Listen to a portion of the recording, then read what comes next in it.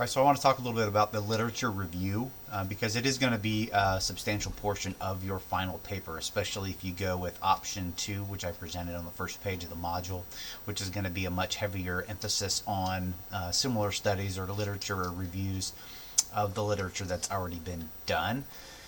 But as you're creating your literature review, most of the information on this page from the How Writing Center is applicable. This is really dealing with a standalone literature review, whereas what you have is going to be a literature review that's going to be part of your overall proposal and of your overall action research right up at the end. But I want to draw your attention specifically to the organization piece. There's no one right way to do it.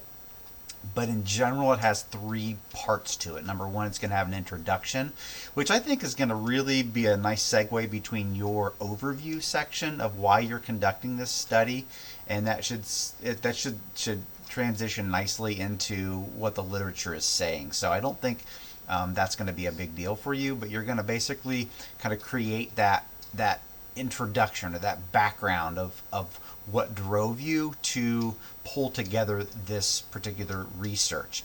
The middle section is going to be the actual discussion of the sources. Now, that discussion of the sources can come through in a variety of ways. It could come chronologically if that's applicable. It could come thematically. So if you have this broken down by different themes within your research, you can organize your literature by themes. But then there's also methodologically. So are there particular methodologies that were used that would group these together?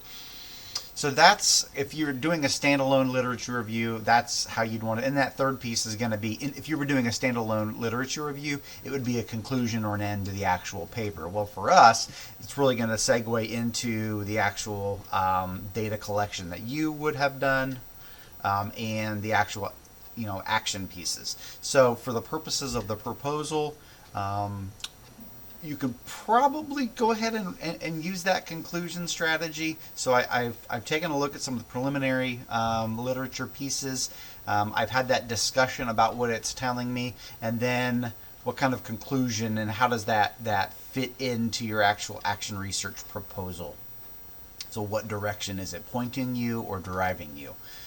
So take a look at this resource. Should help you. If you have questions as you're working through this over the next couple of weeks, certainly shoot me a message and I will be happy to respond. Thanks.